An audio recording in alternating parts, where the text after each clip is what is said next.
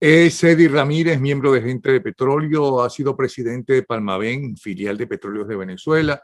Escribe bastante, por cierto, en diferentes medios, especialmente en las redes, y el más reciente trabajo lleva por título La sociedad civil y los partidos políticos. En los últimos 2 días he realizado unas entrevistas tratando de comprender y que sobre todo la gente comprenda, el ciudadano normal y corriente, comprenda la importancia de unirnos y mientras salimos de la narcotiranía, por lo menos tener un dirigente a quien respaldar, aunque no estemos muy de acuerdo con él. Y por ahora el único que tenemos reconocido internacionalmente y que lo apoyan 60 países, entre ellos Estados Unidos, se llama Juan Guaidó. Lo digo porque ayer le hice una pregunta al invitado. Si tuvieras a Juan Guaidó y si te llamara Juan Guaidó y te pidiera que le hablara sobre él, ¿qué le dirías? Y él fue muy respetuoso. Empezó diciendo que eres una persona muy valiente, que estás arriesgando mucho, y los pros y los contras del trabajo que han hecho. Evidentemente él está allí y lo ofreció acabar con la narcotiranía y hasta ahora no ha podido. Pero fue sorprendente para mí la cantidad de insultos que por los comentarios recibió Juan Guaidó, la mayoría de ellos de gente totalmente desconocida y que posiblemente eran los chavistas que ponen ahí a insultar a la gente.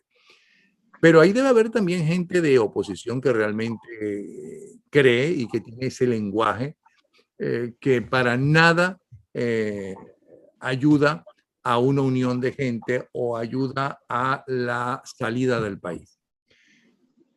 Se critica mucho, eso aparte de lo que acabo de decir, que los partidos del G4 y el gobierno interino poco importancia le dan a la sociedad civil. Y hay un trabajo, el más reciente de Eddie Ramírez, tiene que ver exactamente con la relación que debe tener la sociedad civil y los partidos políticos.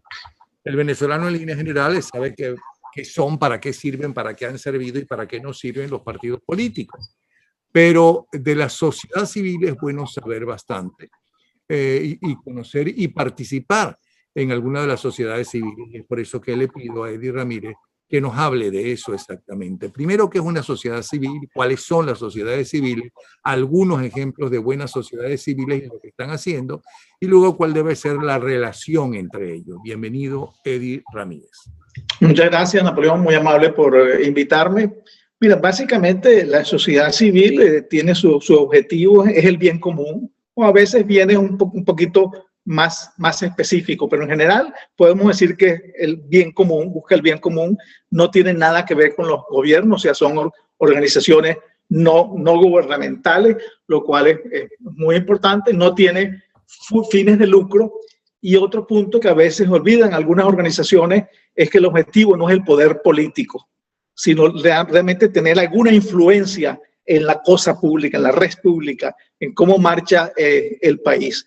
Esto es particularmente importante en momentos donde el país perdió el rumbo, donde el país se está derrumbando, si es que no lo está ya. Entonces, la sociedad civil tiene que entender esta situación y tiene que entender también que no se le puede pedir a los partidos políticos, y en este caso concretamente a Guaidó, que ponga fin a la usurpación mediante un simple decreto o sencillamente por decir la usurpación va a cesar. Hay que tomar en cuenta, todos los venezolanos que nos gustan las cosas demasiado rápidas y sin mucho esfuerzo, que el régimen se sostiene porque tiene el apoyo de la Fuerza Armada, tiene el apoyo del Poder Judicial, la corrupción, el narcotráfico. Entonces, contra esos cuatro factores es muy difícil realmente luchar y no se le puede pedir a Guaidó que haga milagros, ni a Guaidó ni a nadie. Mucha gente ve unas declaraciones o escritos donde dice, bueno, el problema es que no se tiene estrategia. Bueno, ¿cuál estrategia? Nadie ha sido capaz de decir, bueno, esta es la estrategia. Estrategia hemos aplicado mucho. Hemos ido a huelga, hemos ido a la abstención, hemos hecho manifestaciones multitudinarias en Caracas, sobre todo, hemos votado y ninguna ha dado resultado. ¿Por qué? Porque hay un enemigo que es muy fuerte. Ahora, ¿qué se puede hacer? Evidentemente, seguir insistiendo. ¿Qué se puede hacer? La unidad es algo muy importante. Lo otro es no descalificarnos entre nosotros, ¿no?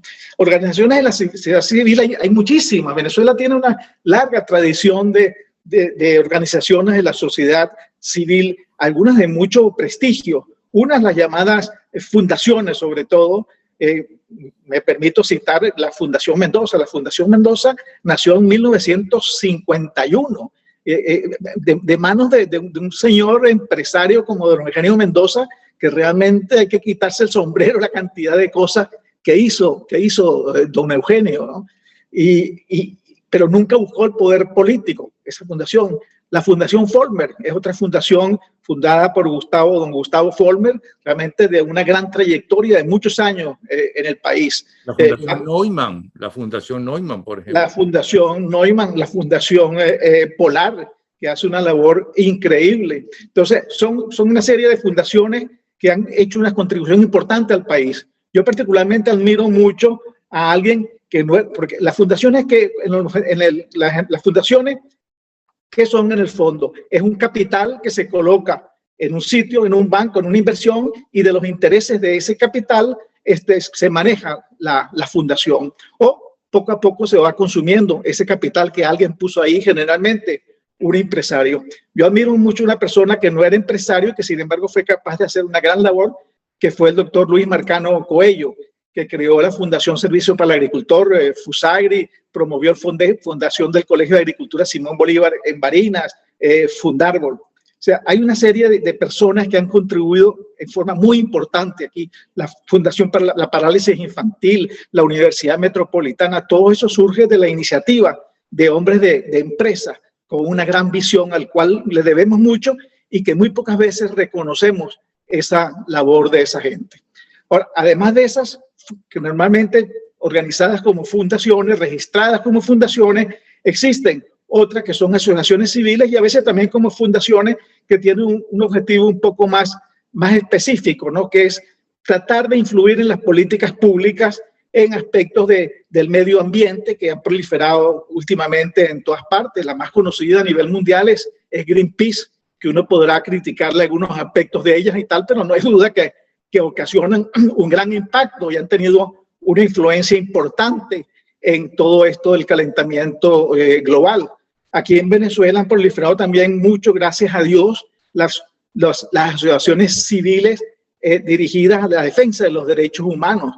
Tenemos el Foro Penal Venezolano, que ha hecho una labor extraordinaria, corriendo riesgos todos los días. Hemos tenido CASLA, que está esta muchacha Tamara Sujú. En el Foro Penal está Jimiop. Tenemos también otras organizaciones como Transparencia Internacional. Tenemos Observatorio Venezolano de Prisiones, Observatorio Venezolano de la Violencia. O sea, hay un montón de organizaciones que están trabajando en derechos humanos y han surgido otras que también trabajan en algún aspecto específico, pero más general en defensa de la democracia, ¿no? La última, pues, que está sobre el tapete ahorita es ANCO, la Asociación Nacional, la Asamblea Nacional Constituyente Originaria, que dirige el distinguido ingeniero agrónomo, por cierto, colega mío, Colmenares Finol, Enrique Colmenares Finol, ¿no? Que abarcan más aspectos más generales de la democracia tratando de influir. El punto está en cómo diferenciar y cómo separar la parte política de la parte de influir en todo el ámbito nacional. Y claro, aquí muchas veces la gente dice, bueno, esas asociaciones a veces lo que buscan es como un trampolín y siempre ponen el ejemplo de Primero Justicia. Recuerda que Primero Justicia nació como una fundación o una asociación civil, no recuerdo cuál de las dos figuras legales tenía, ¿no? Y eso le permitió legítimamente conseguir recursos, incluso de petróleos de Venezuela, porque era una idea excelente, realmente la defensa de la justicia, promover la justicia, que mejorara el sistema judicial. Pero después vieron el brinco hacia partido político. Entonces mucha gente dice, bueno, esta que están haciendo ahora, o que ha nacido, o las otras, ¿qué es lo que buscan? Buscan realmente el poder político. Y claro, cuando los partidos políticos no terminan de consolidarse, no terminan de llegarle al corazón de los venezolanos, es lógico que surjan otras corrientes que traten de ocupar esos espacios, lo cual tiene su parte positiva, pero también tiene mucha parte negativa. La política es un negocio, en buen sentido de la palabra, de los políticos, pero la sociedad civil no puede permanecer al margen. Tú, yo, todo el mundo tenemos derecho a voz, aunque no tengamos voto en muchas decisiones, pero sí a voz y a presionar de manera que las cosas se hagan como uno piensa. No necesariamente uno es dueño de la verdad, pero como uno piensa, y uno tiene el deber y el derecho de criticar cuando las cosas no están marchando como uno piensa que deben marchar. Pero eso debe tener hasta un cierto punto, pues, no ponerse a criticar por criticar cualquier decisión que haga el sector político. Esto es nefasto, y mucho menos en estas condiciones donde hay una gran incertidumbre, donde el régimen está arremetiendo contra todo el mundo y donde tenemos un presidente encargado, oye, que está exponiendo su vida, que está exponiendo todo, su familia, y que tiene el apoyo internacional, y nosotros vamos a tratar de desarrollarle el piso. Ahí hay dos factores que influyen. Uno, desde luego, el sector oficialista, que trata, pues, lógicamente, ese es su negocio, serruchar el piso a alguien de la oposición. Pero entre la oposición pareciera que hay algunos intereses creados que quieren desplazar al presidente Guaidó. Y eso no es bueno de ninguna manera. En primer lugar, no solamente es bueno, es injusto realmente hacerlo. Pero confiamos, pues, que esas dificultades se vayan limando. Pienso que el presidente Guaidó tiene mucho que aportar ahí.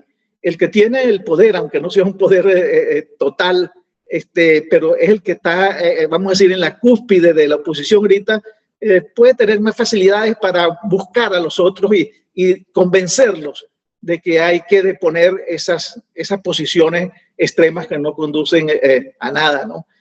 También hay personas que están en los partidos políticos que son minorías y que buscan todo el tiempo centimetraje en los medios de comunicación. Entonces, cualquier declaración, cualquier crítica es bienvenida por los medios, porque eso es la noticia, pues eso es lógico, ¿no?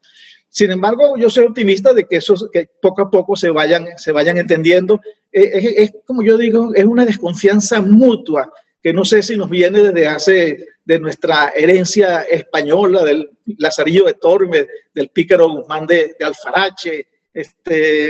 Hay muchas cosas escritas sobre eso. Particularmente a mí me gusta un libro que leí hace bastante tiempo de un francés, Alain Perfit, La Société de la Confiance, que puntualiza mucho sobre estos aspectos, ¿no? Entonces, también de parte de los partidos políticos tienen que saber que la sociedad civil no puede estar pintada en la pared. Y eso a veces los políticos lo desconocen. Y es importante recalcarlo y exigirles que tienen que tomar en cuenta a la sociedad civil. Muchas veces cuando estaba yo en Caracas y nos reuníamos o nos convocaban los partidos políticos, porque la sociedad civil en Venezuela ha dado muchísimo. Cuando nos han convocado a marchas, hemos asistido a concentraciones, hemos asistido a charlas, hemos asistido. Cuando nos han convocado a votar, hemos ido a votar. Cuando nos han convocado a no votar, no hemos ido a votar. O sea, la sociedad civil ha apoyado a los partidos políticos. Eso los partidos no pueden desconocerlo, a pesar de que a veces la sociedad civil criticamos a los partidos, unas veces con razón, otras veces sin razón. Sin embargo, hemos aportado muchísimo en esta lucha por la democracia, ¿no? Lo importante es tener claro que no debemos buscar el poder político. Poder político es para los políticos. Los políticos tienen que tomar en cuenta que entre sus filas, entre sus propuestas, tienen que tomar en cuenta a la sociedad civil, muchas veces no necesariamente como organizaciones, pero sí hay personas que son independientes, que tienen peso específico propio y que sin embargo están un poco marginados. Y los partidos tienen que tomar en cuenta todo. Fíjate, por ejemplo, en el caso militar, que es un tema tan delicado de tratar. Bueno, ¿qué sería lo lógico? Que los partidos políticos se reúnan, se aconsejen con el Fondo Institucional Militar que está ahí, que tiene una serie de oficiales de mucha experiencia, retirados, honorables, y no para conspirar, sino para que los asesoren cómo hacer ese contacto con los militares, contacto en el buen sentido, como dije, no para conspirar, sino un poco para influir, porque estamos convencidos de que hay una cúpula militar que sí está definitivamente restiada con el gobierno, como es Padrino López,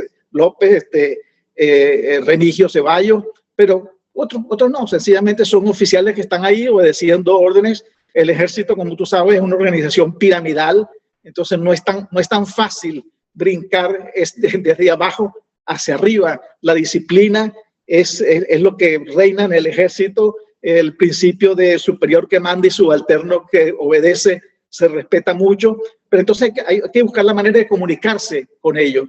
¿Y esto quiénes lo pueden hacer? Bueno, los oficiales retirados que han pasado por las academias militares, que tienen experiencia y que deben ser consultados. Así en otros aspectos de la vida. Cuando se va a trabajar, por ejemplo, por la recuperación de la industria petrolera, definitivamente los profesionales del área petrolera tienen algo que decir.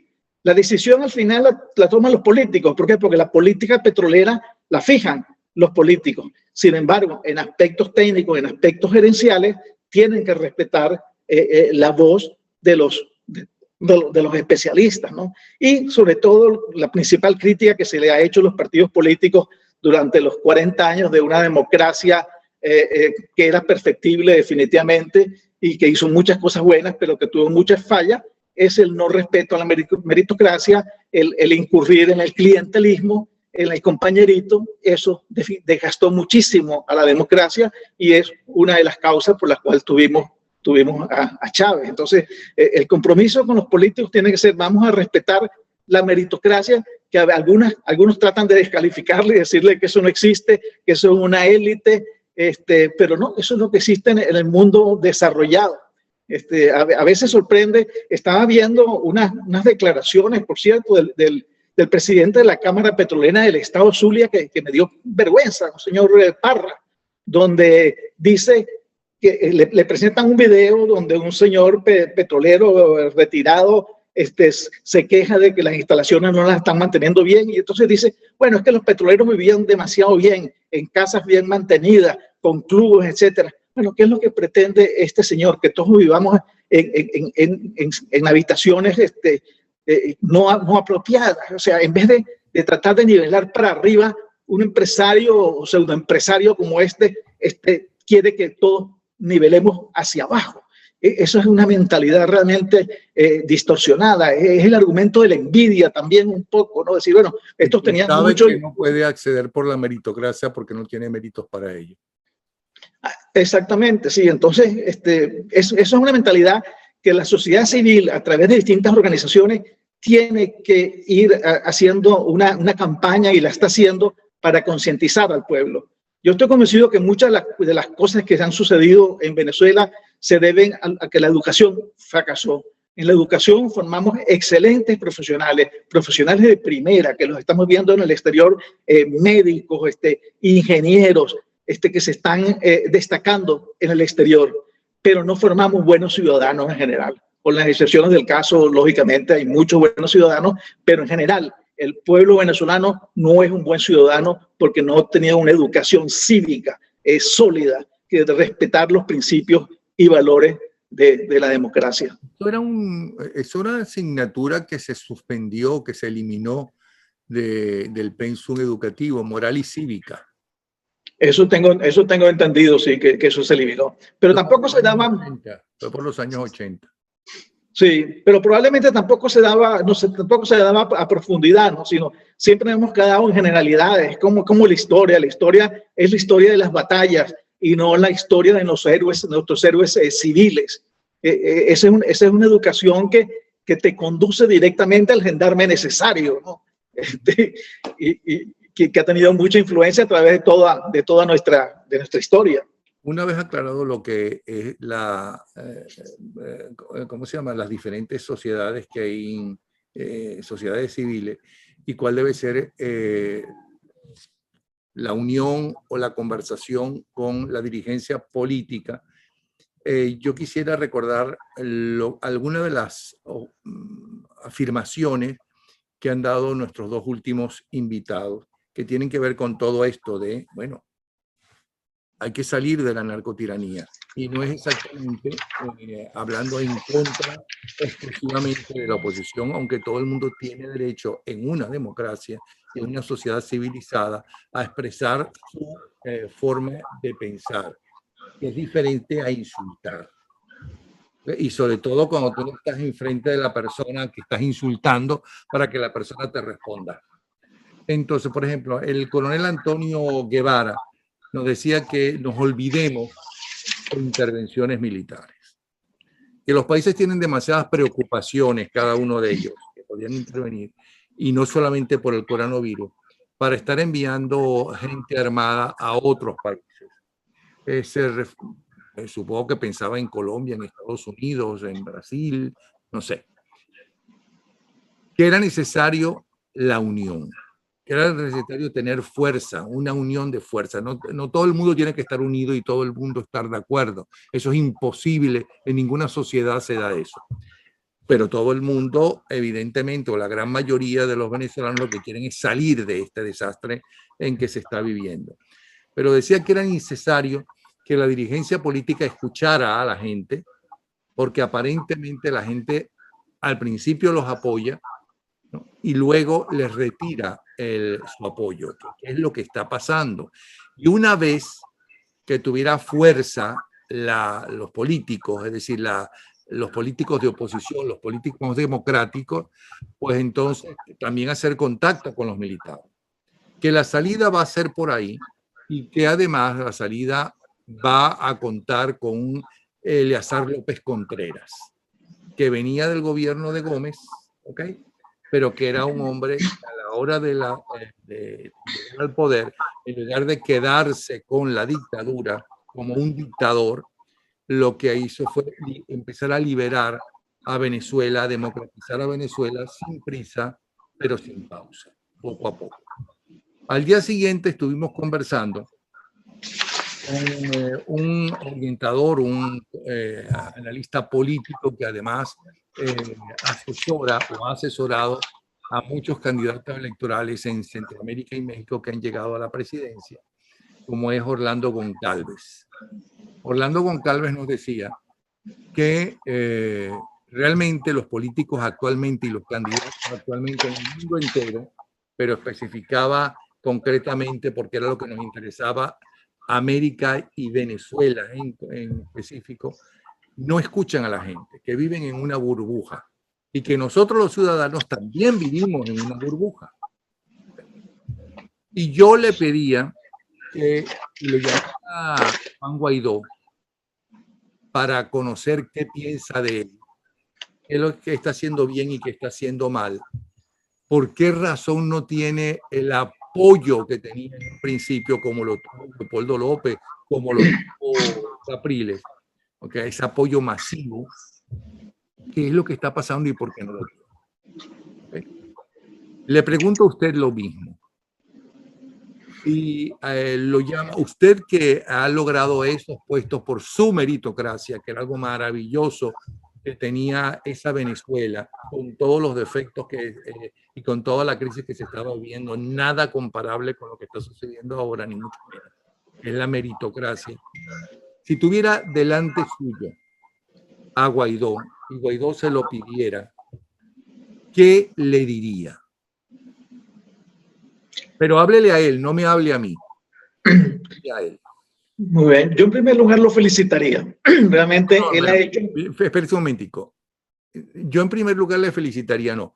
Yo en primer lugar te felicito, Guaidó. Háblele a Guaidó, no me hable a mí. Está bien, bueno, no tengo la confianza con Guaidó para tutearlo, como te puedo tutear a ti. Entonces, no lo tutees, pues. No, mira, Juan, yo te diría que tú tienes muchas posibilidades de volver a recuperar el seguimiento que tuviste en meses pasados. Tienes que acercarte a todo el mundo, no solamente a la gente, al ciudadano común, que no es tan sencillo. Recordemos que él está recorriendo el país, lo ha recorrido en muchas oportunidades ya y conversa con la gente. Pero parece su vida. además. Sí, efectivamente, pero pareciera, Juan, que tienes que dedicarle más tiempo a conversar con tus pares políticos, con la dirigencia de los otros partidos que muchas veces no manifiestan que te apoyan, pero en el fondo no lo hacen. Juan, yo te diría que cuando vayan a sacar un manifiesto, que no sea más de lo mismo, como fue el último que sacaron, donde se habla de la unidad, donde se habla de que hay que incorporar a la sociedad civil, pero no se dice el cómo. Yo te diría, Juan, que tú lo has hecho muy bien porque has hecho cosas diferentes a los otros. Muchas veces aquí exigimos y decimos, no, por elecciones no vamos a salir, pero cuando tú intentaste meter la ayuda humanitaria a la fuerza por Cúcuta y fracasaste, te cayeron encima, porque aquí, Juan, castigamos mucho al que fracasa. Cuando los sucesos allá en la Carlota, también intentaste sencillamente llamar a los militares para que los militares respaldaran la Constitución. Como no se pronunciaron, entonces te criticaron de que fue una locura. Entonces, pero no tengas miedo, Juan, de seguir fracasando en esos aspectos. El que fracasa es el que se entrega, el que no hace cosas diferentes. Tú lo has hecho, pero necesitas ir un poco más allá de demostrar tu liderazgo ante tus pares, que ahí yo creo que hay un problemita. Tú tienes que entenderte mejor con un Antonio Ledesma, con una María Corina Machado y con gente líderes de la sociedad civil. Si lo haces, yo creo que perfectamente vas a seguir, vas a recuperar esos puntos que uno no sabe realmente, que son muy volátiles en las encuestas. El problema, Napoleón, ya hablando directamente contigo, es que los venezolanos nos gustan las cosas muy rápidas, de un día para otro. Nosotros no tenemos esa paciencia de esperar. El petróleo... No, fíjate, ya son 2 décadas. Sí, correcto. Son 2 décadas, pero tenemos ante nosotros un enemigo muy, muy poderoso. Cuando las circunstancias no se dieron... Vamos para 3, vamos para 3. Ajá. Sí, bueno, y tuvimos a Gómez 27 años y 35 a Castro y a Gómez, porque las circunstancias no estaban dadas para que surgiera un liderazgo capaz de desplazarlo. Entonces, y además contaba Gómez con el ejército. Desde que se creó el ejército, las cosas se complicaron y la cosa no es tan sencilla. Fíjate que los golpes que ha habido militares solamente han tenido éxito el 18 de octubre del 45, el 24 de noviembre del 48 y el 23 de enero del 58, con lo cual pues no es motivo de conversar ahorita sobre ese tópico, pero no hay duda que la Fuerza Armada es un factor importante. Yo respeto mucho, por cierto, al coronel Antonio Guevara, un oficial de mucho prestigio. Coincido con él, siempre lo he dicho y lo he escrito, que pensar esa idea de que alguien va a venir a sacarnos las castañas del fuego, a invadir Venezuela para imponer la democracia, que eso era absurdo, que Trump nunca tuvo en su cabeza invadirnos, ni mucho menos. Era una cuestión política de él, demagógica, populista. Entonces, eso no se iba a dar. Sin embargo, aquí muchos políticos jugaron esa carta y criticaban a Guaidó porque no exigía esa invasión, esa penetración de fuerzas armadas extranjeras a Venezuela, que nunca estuvo planteado. No es asunto de que te guste o no te guste, no es asunto de ser nacionalista o no nacionalista, sino que nadie va a invadir porque nadie quiere echarse ese cacho de agua, como se dice popularmente. Sí, me gustaría que si viene un movimiento de transición, no sea alguien como López Contreras, es decir, en el sentido respetando la acción de López Contreras, que realmente cumplió un papel muy importante de pasar, como decías tú, de una dictadura feroz a una democracia gradual. Sin embargo, ojalá esa transición sea con un civil y no con un militar. Tenemos que quitarnos de la cabeza de que debe ser un militar el que nos va a solucionar. Que necesitamos el apoyo de los militares, que necesitamos la concurrencia de los militares, eso es otra cosa. Pero eso le corresponde a un civil y aquí tenemos gente preparada y capacitada para asumir un liderazgo civil en una transición que yo nunca he visto una transición como la ven los partidos políticos. Es una transición de un año y al año hacer elecciones y aquí no pasó nada. Si en un año hacemos elecciones, sencillamente vuelven los rojos. Aquí tiene que haber una transición como la que hubo en Colombia, es decir, un acuerdo entre los partidos políticos de lanzar un candidato único durante 3 periodos presidenciales. Si no, no vamos a ningún lado. Uno de los problemas de que surgen estos populismos es que las democracias nuestras han fracasado en disminuir las desigualdades, en disminuir la pobreza. Aquí, ¿desde cuándo? Desde el 35, que Burlar Pietri habló de sembrar el petróleo. Aquí nunca hemos sembrado el petróleo. Hemos hecho algunas cositas menores, hemos sembrado algunas malezas por aquí y por allá, algunas empresas que estuvieron siempre muy recostadas del Estado. Entonces, nunca hemos hecho lo que ha debido hacerse. Entonces, después de tantos años de tener el petróleo, sencillamente seguimos dependiendo en un 96, 97% del petróleo, o dependíamos, porque ya ni siquiera petróleo estamos produciendo, aunque estoy seguro de que la industria petrolera se va a recuperar.